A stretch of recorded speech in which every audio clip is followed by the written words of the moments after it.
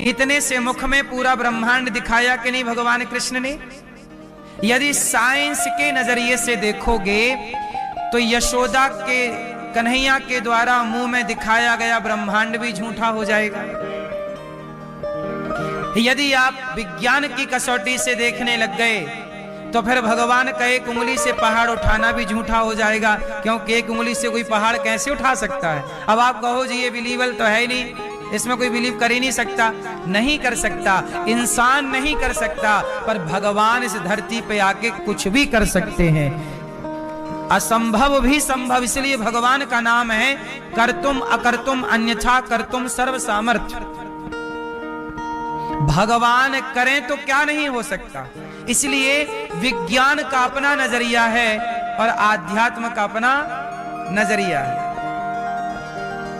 अब विज्ञान में और आध्यात्म में टकराव क्या है? क्योंकि भगवान को समझने के लिए भाव चाहिए। अब भाव विज्ञान में तो तर्क चाहिए। विज्ञान में क्या चाहिए? तर्क। और रामचरितमानस में लिखा है ईश्वर अतर्क है। एक बात बताइए, आज एक पत्रकार ने मेरे से सवाल किया। आज पत्रकार महोदय आए, उन्होंने सवाल किया, बोले महाराज जी आप बताइए ईश्वर का अस्तित्व है या नहीं। पत्रकार महोदय ने मेरे से कहा ईश्वर का अस्तित्व है कि नहीं। मैंने कहा कि एक बात बताओ, आपने चश्मा लगाया है तो चश्मा बनाने वाले ने चश्मा बनाया होगा तब ना चश्मा बना। क्या बिना बनाए चश्मा बना होगा मेरी माँ? क्या बिना बनाए आप लोगों ने जो कपड़े पहने हैं क्या वो बिना बनाए बने हैं? उत्तर दीजिए। बिना बनाए चश्मा नहीं बन सकता, बिना बनाए कपड़े नहीं बन सकते, तो बिना बनाए ये संसार थोड़ी बना होगा। ऐसे किसी ने तो बनाया होगा, और जिसने बनाया होगा हमारी भाषा में उसी को भगवान कहते हैं। तो ईश्वर नहीं है। आप यदि ये कहते हैं कि ईश्वर की सत्ता नहीं है तो आपको मैं समझा सकता हूं, बता सकता हूं कि ईश्वर की सत्ता है। आप यदि ये कहते हैं कि ईश्वर की सत्ता नहीं है तो सत्ता नहीं है इसके प्रमाण देने होंगे आपको, और सत्ता है इसके प्रमाण मैं दे दूंगा आपको। ईश्वर की सत्ता के बिना ये सृष्टि संभव नहीं है। अच्छा एक बात बताओ, चारा गाय भी खाती है, चारा बैल भी खाता है, लेकिन गाय के अंदर दूध देने की क्षमता है, बैल के अंदर दूध देने की क्षमता नहीं है, जबकि दोनों का आहार एक सा है।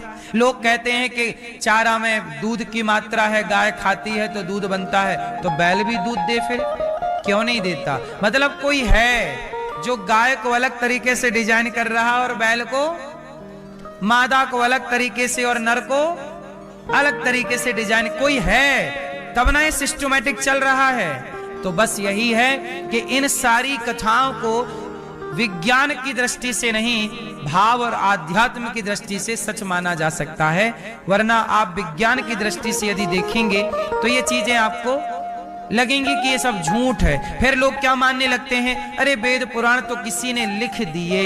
आजकल क्या आरोप लगता है, बोले वेद पुराण किसी ने लिख दिए। अच्छा एक बात बताओ, अभी हमारे देश के प्रधानमंत्री जी द्वारिका, पानी के भीतर वाली द्वारिका में गए थे कि नहीं पूजा करने? बोलो हाँ। अच्छा द्वारिका अभी मिली है पानी के भीतर, हाँ या ना?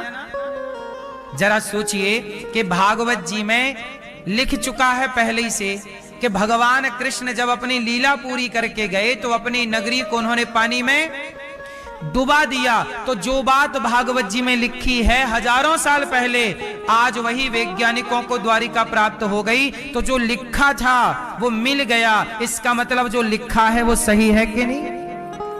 यदि एक बात सही है तो बाकी बातें सही है। महाभारत का युद्ध कहां हुआ? कुरुक्षेत्र में। कुरुक्षेत्र में आज भी महाभारत के अवशेष मिलते हैं कि नहीं खुदाइयों में, पुरातत्व विभाग को, हाँ या ना? तो ये क्या सिद्ध करती हैं चीजें? क्या ईश्वर को आप नकार सकते हैं, डिनाई कर सकते हैं कि नहीं है? अब मैं आता हूं उस बात पर जब वो पत्नी पतिव्रता नारी ने बोल दिया कि सूर्य भगवान तब तक नहीं आएंगे जब तक मैं नहीं चाहूंगी, पतिव्रता नारी हूं मैं। बाद में माता अनुसुईया जी आई और माता अनुसुईया ने कहा कि तू आने दे सूर्य को, व्यवस्था ना बिगाड़ बहन, मैं तेरे पति को जीवन दान दूंगी। इस धरती की सबसे बड़ी पतिव्रता नारियों में माता अनुसुईया है और माता अनुसुईया ने कहा कि आने दो। जब आने दिया, सूर्य का पहला किरण पड़ते ही सांप लगा हुआ था, वो मारे गए। तब अनुसुईया मां ने अपने तपोबल से उन्हें जीवित किया और दोनों विमान पर बैठ के पति पत्नी भगवत धाम चले गए। दोनों की बुद्धि पवित्र हो गई, सात शरीर चले गए। अब देखो, अब ये तो हो गई इन पति पत्नी की कहानी पूरी। इसलिए कहता हूं, पति कैसा भी हो, नारी का धर्म क्या है?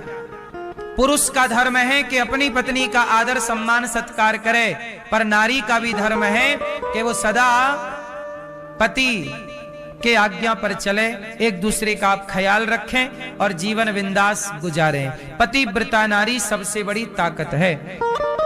अब नारी चली गई, अब महात्मा की खुल गई समाधि।